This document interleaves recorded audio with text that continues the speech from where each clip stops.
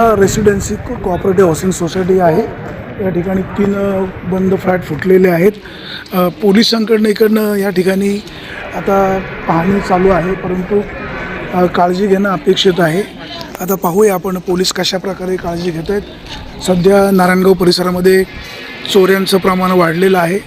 पोलिसांनी सतर्क राहणं गरजेचं आहे. त्याचबरोबर नागरिकांनी सुद्धा पोलिसांना सहकार्य करणं अपेक्षित आहे. गस्त घालवायला हवी, जेणेकरून पोलीस अधिकचे सतर्क राहतील आणि काळजी घेतील. आपण अशा प्रकारची अपेक्षा व्यक्त करूया. या ठिकाणी काही स्थानिक मंडळी आहेत, त्यांच्याशी आपण बोलण्याचा प्रयत्न करूया. नमस्कार. आता काय झालं सोसायटीमध्ये?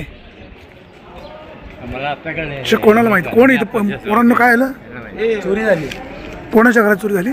इथं 3 फ्लॅट फोडले ते आता. अच्छा, 3 फ्लॅट फोडले. काय काय गेलं? तर 2 फ्लॅटचं नाही मला काय सांगता यायचं, पण इथं आमच्या पाहुण्यांचा फ्लॅट आहे, त्याच्यामध्ये सोनं गेले, चांदी गेली आणि काही कॅश गेली. सोनं किती तोळे गेलं?